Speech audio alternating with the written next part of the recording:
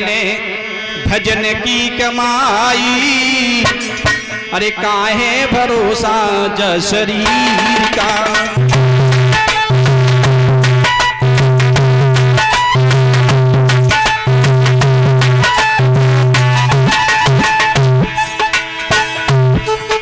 भजन की कमाई, भगवान के नाम की कमाई कर लो, मौका बार बार नहीं मिलता। कर ले भजन की कमाई, काहे भरोसा जैसे।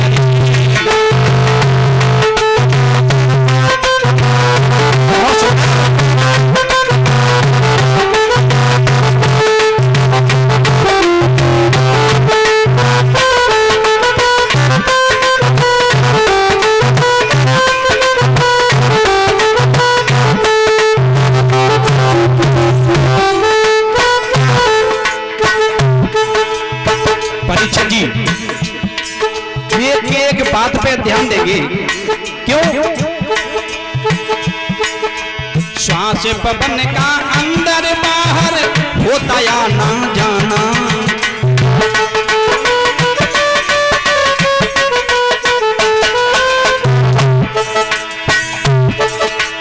श्वास पवन का अंदर बाहर होता या ना जाना।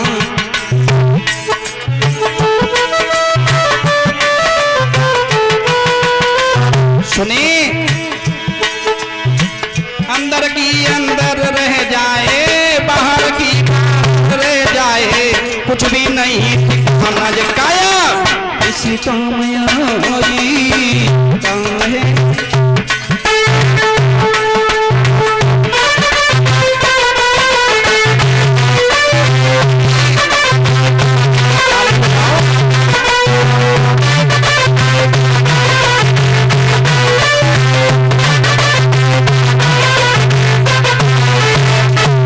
हमने कही श्वास पवन का अंदर बाहर होता आना जाना, अंदर की अंदर रह जाए, बाहर की बाहर रह जाए, कुछ भी नहीं ठिकाना दिखाया इस काम आई।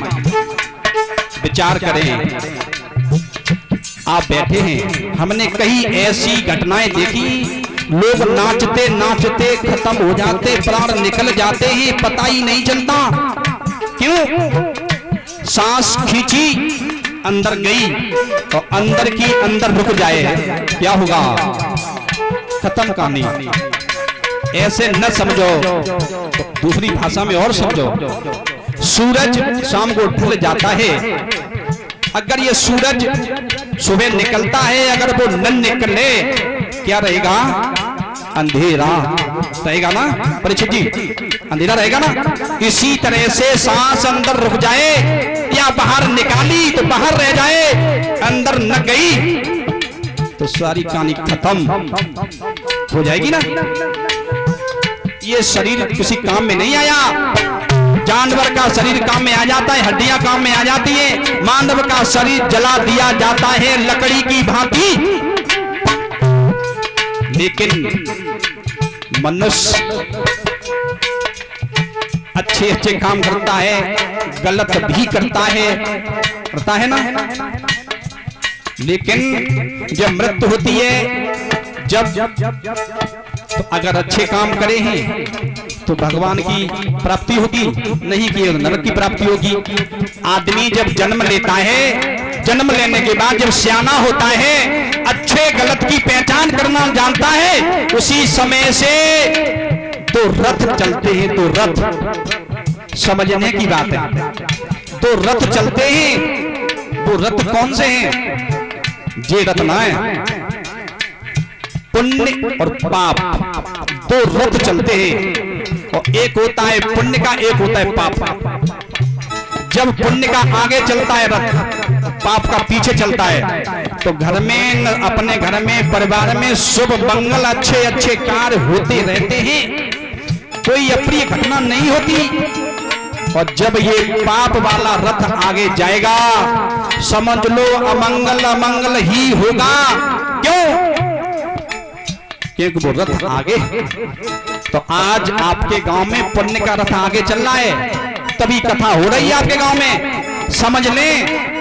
और परीक्षित जी कथा में जो बैठे हैं ना, परीक्षित बने, इनकी बहुत बड़ी कृपा है, ये कथा करा रहे हैं। अब जामे अड़ोस पड़ोस को लोग शामिल हो जाएं, ये तो तरेंगे ही तरेंगे, उसके साथ हम और आप भी तर जाएंगे ना। सीधी भाषा समझें, इस खेत में पानी लगाएं तो बगल वाले खेत में अपने आप थोड़ा सर्दी आ जाती है, अपने आप आ जाती है ना। इसी तरह से अगर यहाँ भागवत चल रही है तो हम और आप सुनेंगे तो हमको भी भगवान की प्राप्ति होगी।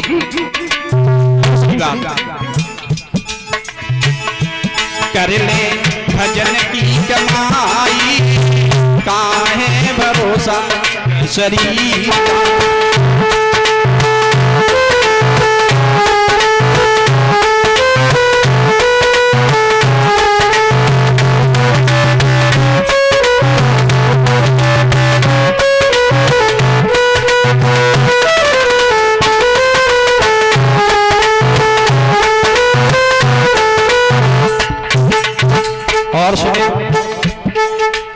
आदमी की कोई चीज काम में ना आई है परीक्षित जी, आदमी की कोई चीज, शरीर का अंग या कोई चीज काम में नहीं आई।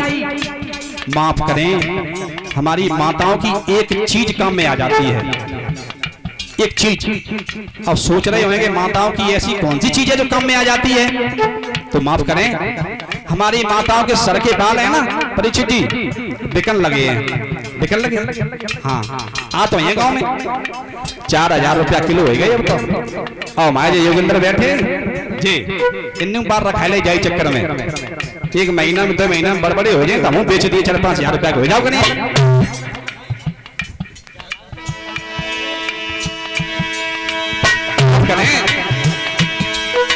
लख 84 भोग भोग के मिले नाई अविनाशी,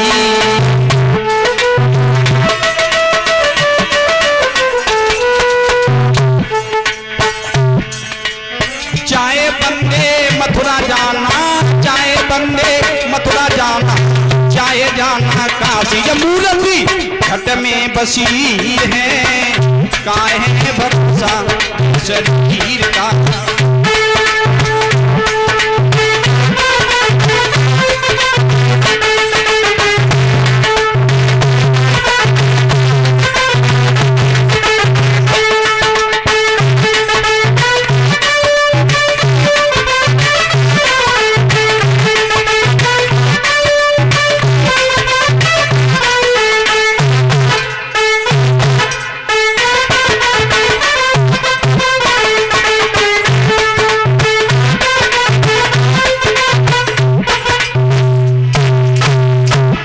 मथुरा चले जाते हैं, काशी चले जाते हैं भगवान की खोज में हैं? लेकिन पता नहीं है ये मूर्ति अपने घट में बसी है। जैसे मृग कस्तूरी को ढूंढता ढूंढता फिरता है वन में, उसे ये नहीं पता कि कस्तूरी स्वयं उसके पास में है। उसी तरह से मनुष्य भटकता रहता है, मथुरा जाता है, काशी जाता है, मंदिर में जाता है, उसे नहीं पता कि इसे मूर्ति शरीर के अंदर है। और जिसने ये मूर्ति ढूंढ ली ना, भव सागर से तर जाता है। अब भी भक्ति समझ जा बंदे, मत करिया नाकानी।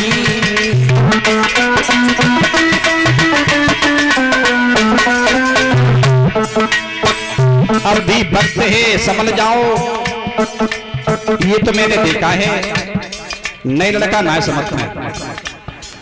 ये बात क्लियर है कि बुढ़ापा एक दिन आना है, आएगा आएगा आएगा।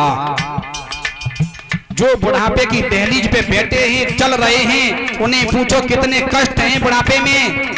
नए लड़कों से ये कहना है कि बुढ़ापा आएगा, इसलिए अभी से तैयारी करिए, अभी से तैयारी करिए। अभी लोग मकान पे टीन डलवाते हैं, लेंटर डलवाते हैं, कुछ चौमासे आएंगे तो छाई में बैठे तो रहेंगे। इसी तरह से निश्चित है कि बुढ़ापा आएगा।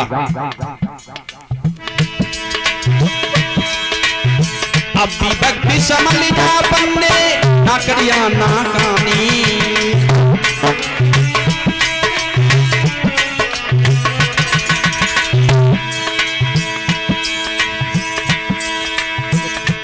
कविता रामवीर ने बताई काहे भरोसा जय शरीर का।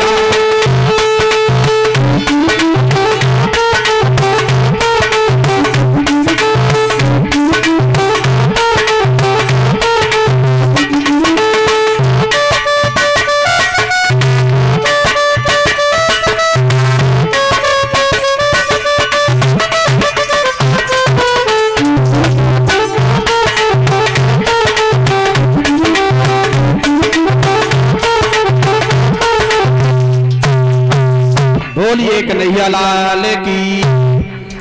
कछ लोग जका तो ये बहुत अकल फेंकन लगे आएंगे, कौन आ जानते हो बड़ा हुआ है, ऐसी बात ना है। सबको पता है कि कथा भगवान की